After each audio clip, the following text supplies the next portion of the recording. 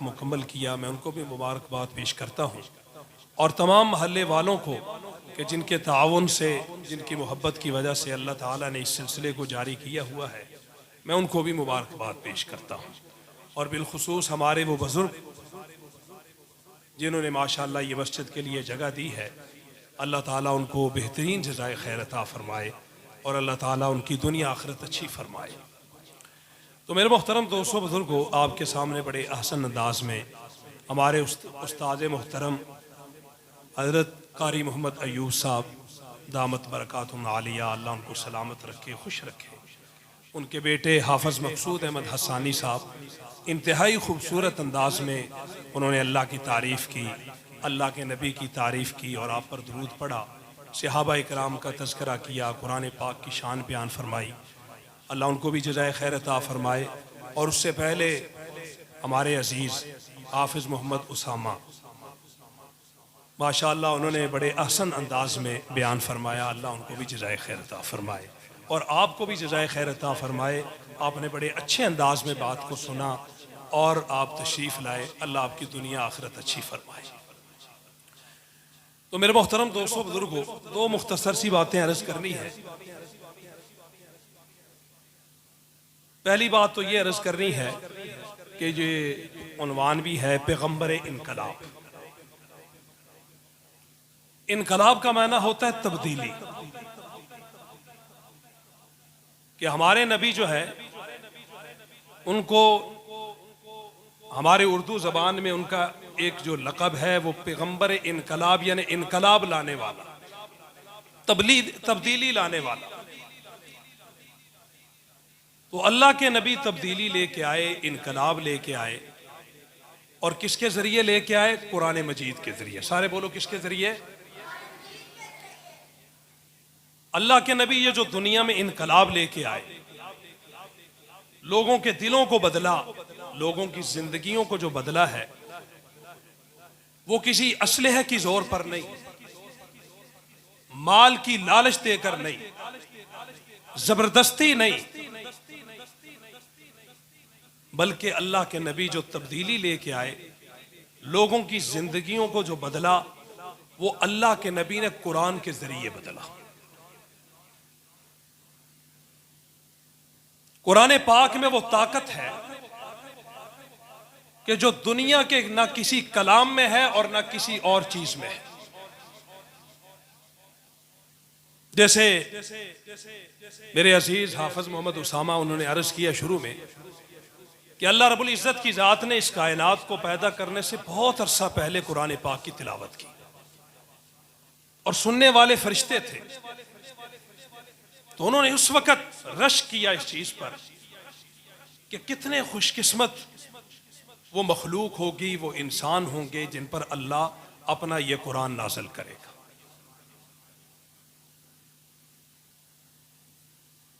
ये कुरान की तासीर थी ना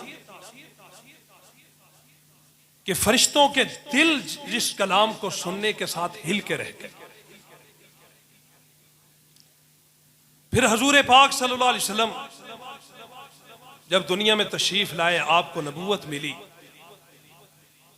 तो आपने फिर लोगों के दिलों को जो तब्दील किया और उसमें असर डाला, वो कुरान पाक की तिलावत से है। कहो सुभान अल्लाह। एक वाक़ा तो उन्होंने अर्ज कर दिया, हज़रत उमर रज़ी अल्लाह तआला अन्हु, पत्थर दिल, सख्त दिल, कि जिन पे कोई बात असर नहीं करती थी, लेकिन वो उमर सख्त दिल रखने वाला, पत्थर दिल रखने वाला, कुरान पाक को सुनकर वहीं ढेर हो गया। आया हालांकि वो शिकार करने था अल्लाह के नबी का कि आज इस नबी का मैं खात्मा करता हूं, किस्सा ही खत्म हो जाए। लेकिन जब वो सारा लम्हा वाकया है, मैं तो उसको तफसील वाकया है उसको अर्ज नहीं करता, मुख्तसर अर्ज करके अपनी बहन के घर गए, वो सारा मामला हुआ, आप सुनते रहते हैं। फिर उसके बाद आखिर बहन से कहा कि कुरान पाक सुना। वो कैसा कलाम है, मैं भी सुनना चाहता हूं। चनाचे सूरत त्वाहा पढ़ी गई, अभी चंद आयतें पढ़ी कि उमर रजी अल्लाह तआला अन्हु की आंखों से आंसू जारी हो गए और फरमाने लगे बस करो बस करो, अब मुझे अपने नबी के कदमों में ले जाओ, मैं भी कलमा पढ़ के उसका गुलाम बनना चाहता हूं। यहां दो बातें समझने की हैं। एक बात तो यह है कि उमर को किसने बदला? बोलो भाई, माशाअल्लाह, किसने बदला? कुरान ने। और दूसरी बात समझने की यह है कि उमर के इस्लाम के पीछे कुर्बानी हजरत उमर की बहन की थी। तो यहां मैं अपनी माओ बहनों को यह पैगाम देना चाहता हूं कि अगर वो भी उमर की बहन की तरह मजबूत हो जाए, दीन में पुख्ता हो जाए, अपनी जिंदगी के अंदर अल्लाह के दीन को ले आए, तो वो सारे घर का माहौल बदल सकती है। क्यों? वो जैसे कहा जाता है ना, मर्द में दीन तो फर्द में दीन, औरत में दीन घर में दीन। अगर मर्द के अंदर दीन होगा ना, वो सिर्फ मर्द तक महदूद रहेगा। अगर औरत में दीन आ गया तो वो सारे घर में आ जाएगा। तो पता चल गया यहां कि जहां सहाबा मर्दों की कुर्बानी थी दीन फैलाने में, वहां पूरी की पूरी कुर्बानी सहाबियात की भी थी। हजरत उमर रजी अल्लाह तआला का अगर दिल कुरान ने बदला तो उसके पीछे कुर्बानी किसकी थी? हजरत उमर की बहन की थी। अल्लाह हमारी माओ बहनों को उमर की बहन जैसा किरदार अदा करने की तौफीक दे और हमारे मर्दों को अल्लाह हजरत उमर जैसा किरदार अदा करने की तौफीक अता फरमाए। एक बात। दूसरी, तुफैल बिन अमर दोसी रजी अल्लाह तआला, ये बड़े सरदार किस्म के आदमी थे। हर साल हज करने के लिए लोग आते थे बैतुल्लाह के तवाफ के लिए। तो उस वक्त हाजियों का खिदमत गुजार, खिदमत करने वाला अबू जहल होता था। मक्का के जो चौक थे ना, जिन चौकों से लोग मक्का में दाखिल होते थे, वहां पर इसने लोग बिठाए हुए होते थे और वो सत्तू पिलाते थे। उस वक्त इकराम करते थे हाजियों का। आम मजमा तो बेचारा जहां मर्जी ठहरता था। जो चौधरी किस्म के लोग बाहर से आते थे ना, वो अबू जहल के घर ठहरते थे, क्योंकि अबू जहल भी चौधरी था। जैसे अब भी सऊदी हुकूमत जो बड़े लोग आते हैं ना, बादशाह, वो अब भी हज में मेहमान किसके होते हैं? हुकूमत के होते हैं, शाही मेहमान। इसी तरीके से अल्लाह ताला की जात में कुर्बान जाएं कि जब दीन का काम लेना चाहे वो कोई हमारा मुहताज नहीं है, वो काफिरों से भी ले लेता है। वो कुछ तदबीरें और बनाए होते हैं, रब उनकी तदबीरों को उन पर ही पलट कर अपने दीन का काम ले लेता है। अब हजूर पाक सल्लल्लाहु अलैहि वसल्लम नबूवत का ऐलान कर चुके थे। अबू जहल ने मीटिंग बुलाई। उसने कहा भाई बात पता क्या है यार, अब ये जो शख्स है ना, इसने नबूवत का ऐलान कर दिया है, इस दफा हमें चुकन्ना होना पड़ेगा हज के मौके पर, क्योंकि बाहर से दुनिया आएगी और ये तो बैठा ही कहां रहता है? बैतुल्लाह में कहां रहता है? बोलो भाई। मुसलमान की शान भी यही है कि जितना वक्त उसको घर से फारग मिले वो कहां गुजारे? अल्लाह के घर में। चनाचे उसने कहा यार ये तो काम तमाम कर देगा, ये तो हर एक को मिलेगा, फिर क्या किया जाए जी?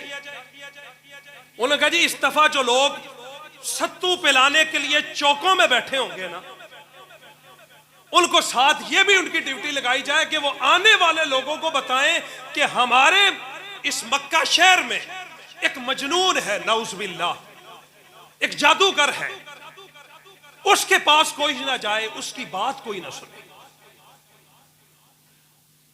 अब वो हज का मौका आ गया, ड्यूटी वाले अपनी जगह पर बैठ गए, लोग बाहर से आए।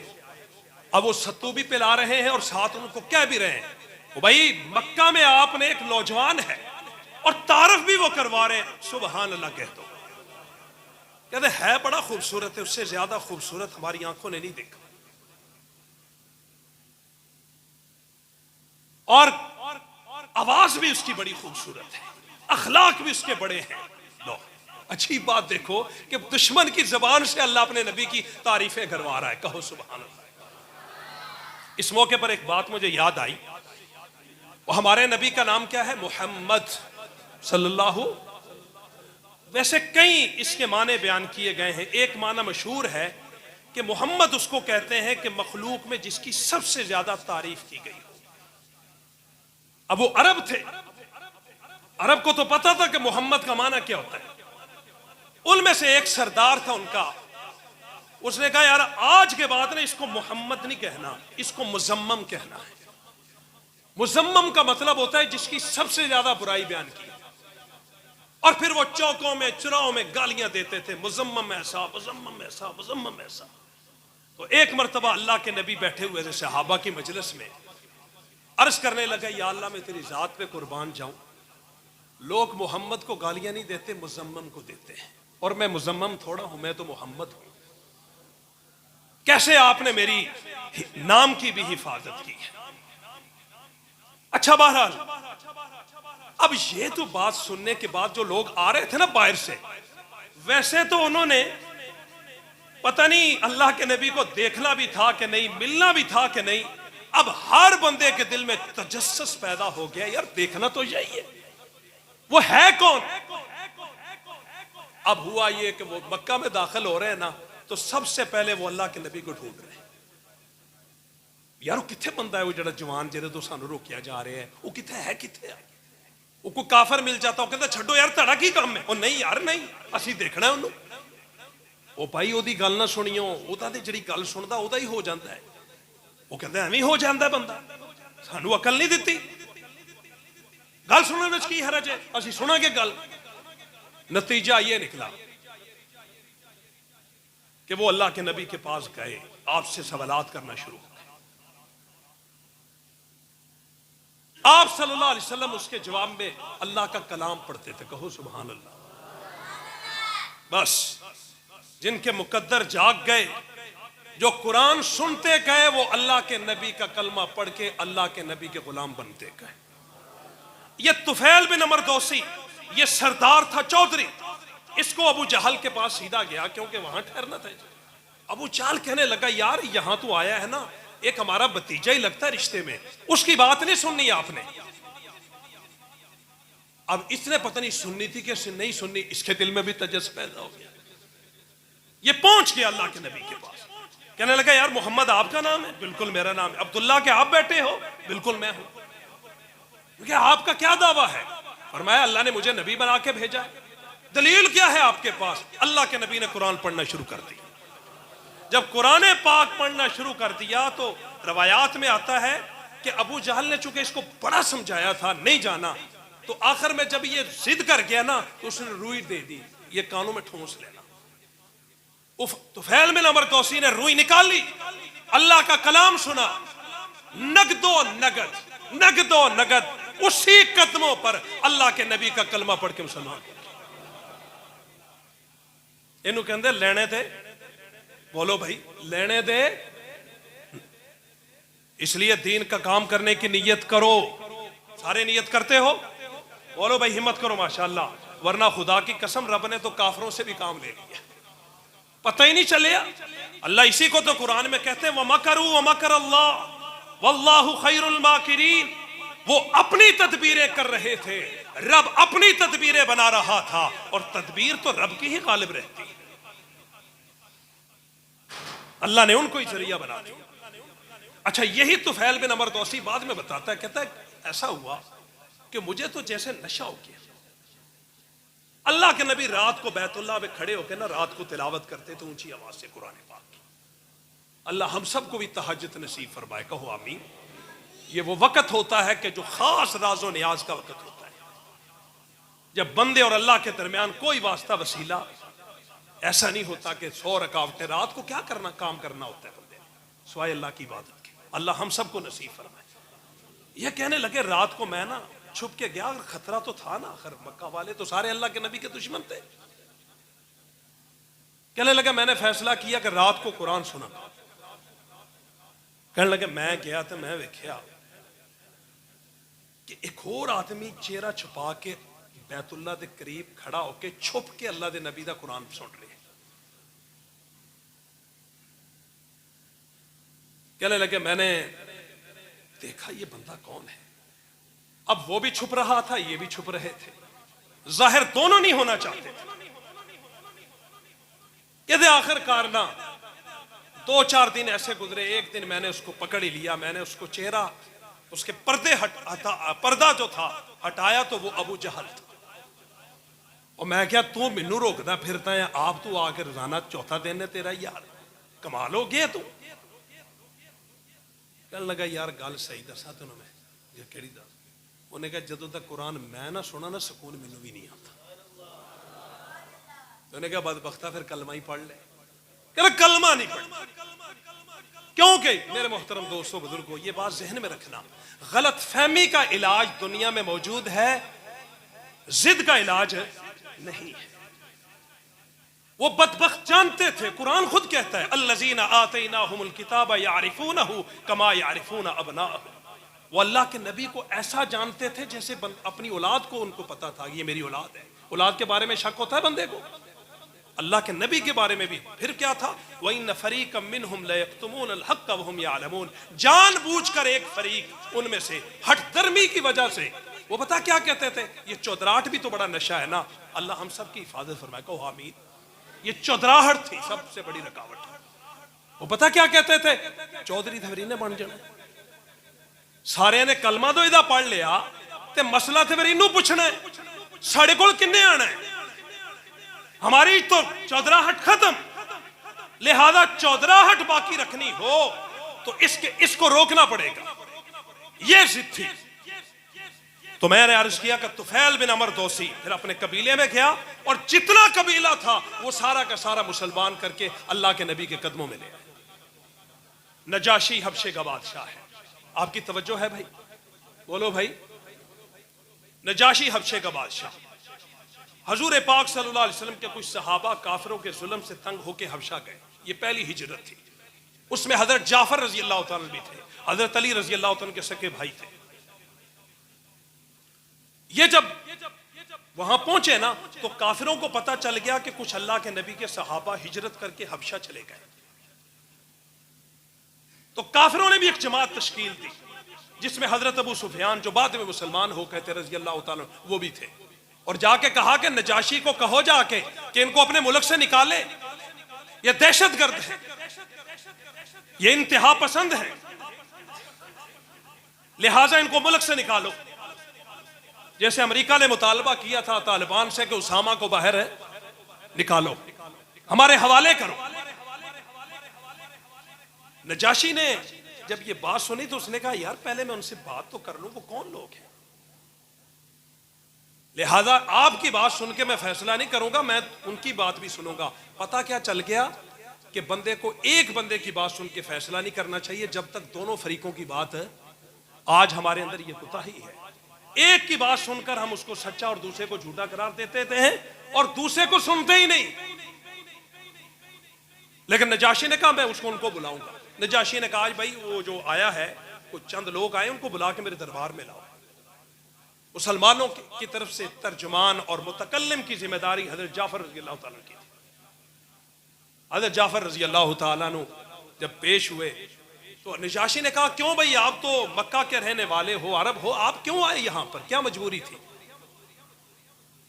उन्होंने इशारा किया कि ये जो अबू सुफियान है इसने और इसके जो हवारी हैं इन्होंने हमें जुल्म किया है, हम यहां से। तुमने क्या काम किया, क्यों जुल्म किया। उन्होंने कहा उन्होंने अपने नबी का कलमा पढ़ा है। उसने कहा वो तुम्हारे नबी उसका नाम क्या है, उन्होंने सारा तारफ करवाया और मुख्तसर उन्होंने बताई बात। उन्होंने कहा जी उनके आने के बाद हमारी जिंदगियां बदल गई। क्या क्या जिंदगी बदली। उनके जी जो चोर थे एक दूसरे के मालों के, उसके पास बैठने की बरकत से वो एक दूसरों के मालों के चौकीदार बन गए। जो एक दूसरों की इज्जतों के दुश्मन थे वो उस नबी का कलमा पढ़ के एक दूसरों की इज्जतों के मुहाफिज हो गए। जो एक दूसरों की जाने लेने वाले थे उस नबी का कलमा पढ़कर वो एक दूसरे पर जाने देने वाले बन गए। पर वह हमें शऊर नहीं था, हराम खाते थे हम। उसने आके हमें तमीज दी कि ये हलाल है और ये हराम है। बड़ा लंबा खुतबा है, बड़ा मुख्तसर। और अगला काम हजरत जाफर ने एक और किया, साथ ये बातें बताकर साथ अल्लाह का कुरान पढ़ना शुरू कर दिया। जब कुरान पढ़ना शुरू कर दिया तो नजाशी की आंखों से आंसू गिरना शुरू हो गए। अल्लाह अकबर, अल्लाह अकबर। नजाशी ने उसी वक्त कहा कि वो कहां है इस वक्त? मक्का में है। उनका गवाह रहो तुम सारे, मैं उसका कलमा पढ़ के मुसलमान होने का ऐलान कर रहा हूं। लेने तो देने पे गए कि नहीं? अगर वो बेचारे चार चले ही गए थे, हाफिज साहब, मकसूद हसानी साहब, वो चले ही गए थे तो उनको रहने देते, शायद वो नजाशी को मिलते भी ना। लेकिन खुद जरिया बने कि नहीं बने? ये होते हैं रब की तदबीरें। लिहाजा नजाशी कलमा पढ़ के मुसलमान हो गया और उसने उनसे कहा कि भाई आज के बाद तुम शाही मेहमान हो। सहाबा से फरमाया आज के बाद तुम मेरे मेहमान हो। तो नजाशी बादशाह कुरान सुनने का असर था कि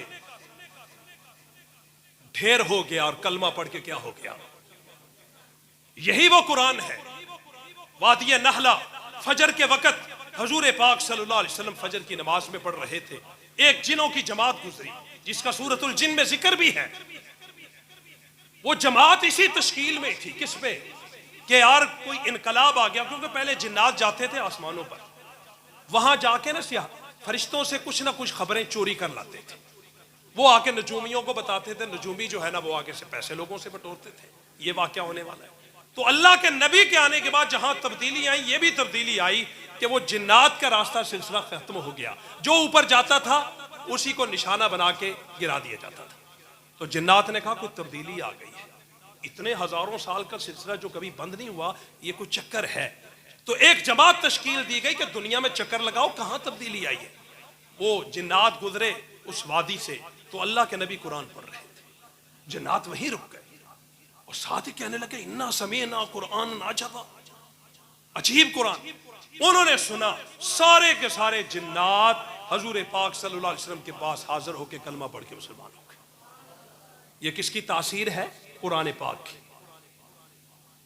फिर 70 के करीब बंदों का वफद हुजूर पाक सल्लल्लाहु अलैहि वसल्लम के पास आया और आपके पास आके सवालात करने लगा। अल्लाह के नबी ने उनके जवाबात देने से पहले अल्लाह का कुरान पढ़ा।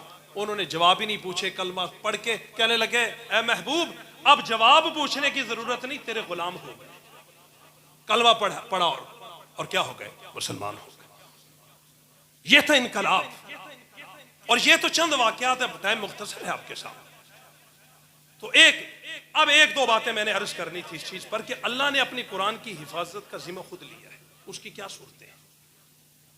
एक तो यही सूरत है जो आपके सामने माशाल्लाह इन बच्चों ने कुरान पाक नाजरा पढ़ा, हिफ्स पढ़ा। तो अल्लाह ने जो कुरान की हिफाजत का जिम्मा लिया वो यही सूरत है। फरमाया क्या कि इस उम्मत के बच्चे कुरान पाक के हाफिज बन जाएंगे, अपने सीनों में कुरान महफूज कर लेंगे। इस पर एक वाकया मुख्तसर है। रूस के जमाने की बात है, जब रूस अपने आप को सुपर पावर समझता था, अभी उसकी रियासतें नहीं बनी थी, टुकड़े नहीं हुआ था। तो यह फैसला हुआ यार ये सारी जो मुसलमान है ना, ईमान फैल रहा है, मुसलमान फैल रहे हैं, ये कुरान की वजह से।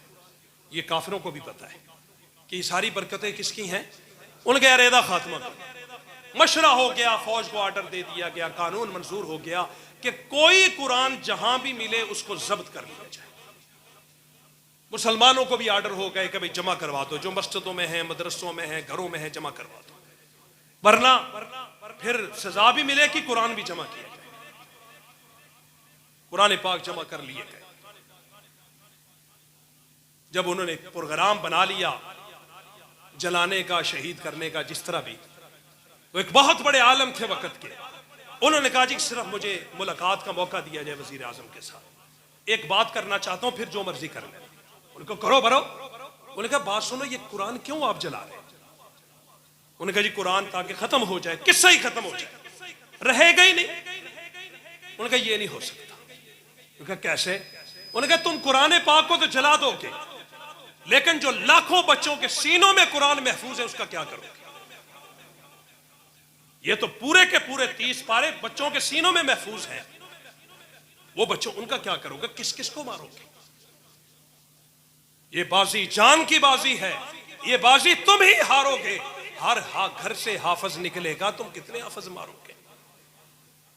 चनाचे उसने कहा अच्छा उन्होंने वहीं इरादा मुलतवी कर दिया, यही आपके छोटे छोटे बच्चे कुरान की हिफाजत का जरिया बन गए और इनके जरिए अल्लाह पाक ने कुरान की हिफाजत करता रहेगा। मेरी दुआ है कि अल्लाह पाक इन बच्चों को कुरान का हाफिज भी बनाए, उन बच्चियों को भी कुरान की हाफिजा बनाए और आलिमा बनाए। ये इन बच्चों के जरिए अल्लाह इनके सीनों में कुरान उतार कर, अल्लाह ने फरमाया मैं अपने कुरान की क्या करूंगा। खलीफा मामून रशीद बड़ा मशहूर खलीफा गुजरा है। मुझे कारी साहब ने ना, मेरा प्रोग्राम था पौने का, मुझे 10 मिनट ज्यादा दिए, लेकिन मैं 10 मिनट नहीं लूंगा, ये वाकया बांध करके बात को खत्म करूंगा, क्योंकि मेरे मेहमानों ने माशाल्लाह कोई कसर नहीं छोड़ी। अल्लाह इनके जवानों में बरकतें अता फरमाए। तो मैं अर्ज ये कर रहा, खलीफा मामून रशीद, उसके जमाने का एक ना कातब था, बड़ा लिखने वाला, बड़ा खत लिखारी था। खलीफा मामून रशीद ने एक दफा उसको बुलाया और उसको कहा यार कलमा पढ़ ले, जो कहेगा दुनिया की दौलत मैं तुझे दूंगा, मेरा खास बन जाए, क्योंकि तू लिखना बड़ा बेहतरीन जानता है, बड़ा तू कालम निगार है। उसने कहा नहीं मैंने नहीं कलमा। कुछ अरसा गुजरा, वो खुद आया खलीफा मामून रशीद के पास। खलीफा मामून रशीद ने कहा यार मैंने कोई मशवरा दिया था तुझे कुछ अरसा पहले। उसने कहा जनाबे आला उस मशवरा क्या, मैं तो बहुत अरसे का कलमा पढ़ के मुसलमान हो चुका हूं।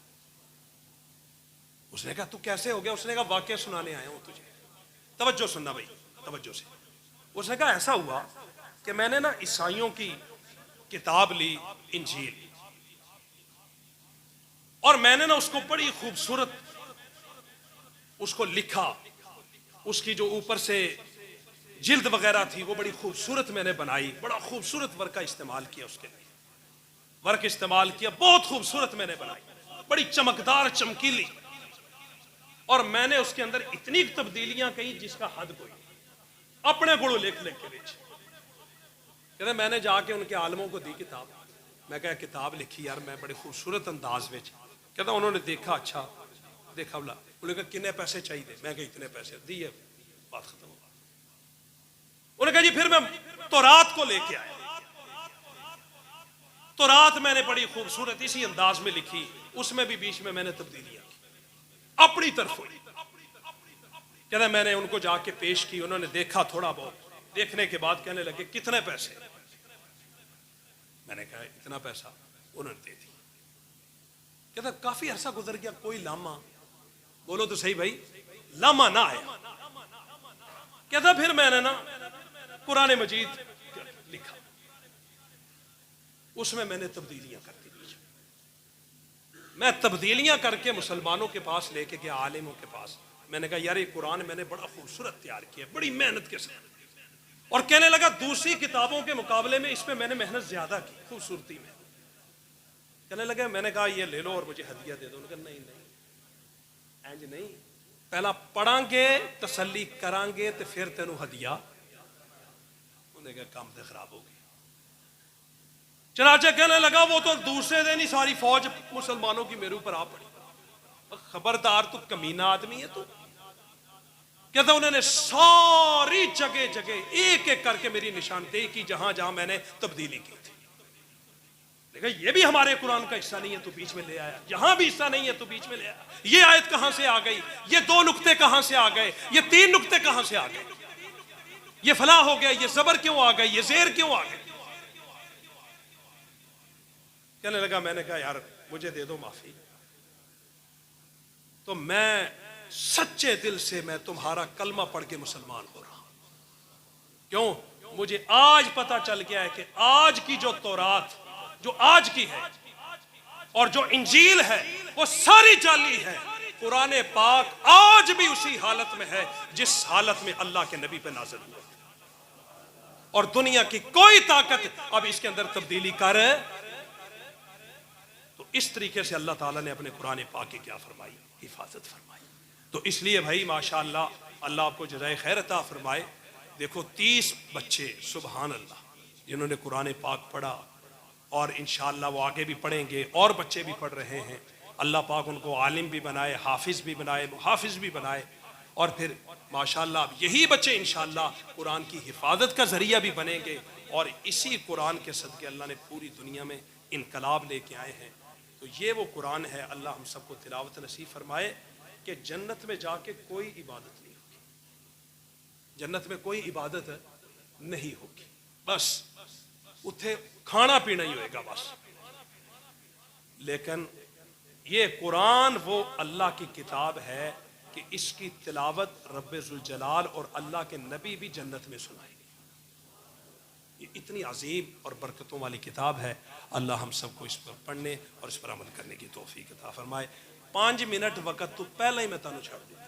हालांकि तुसीं लोग कहते पते हो, तुसीं कहते नहीं मौलवी तो कुर्सी छड़दे ही नहीं। तुसीं दित्ती कदों अगे छड्डे? इंशाअल्लाह दे के वेखो, बाहर नहीं निकलना पवेगा। मौलवी छड़ेगा, तुसीं कह नहीं छड्डन दे, बैठा रहे। अल्लाह अमल की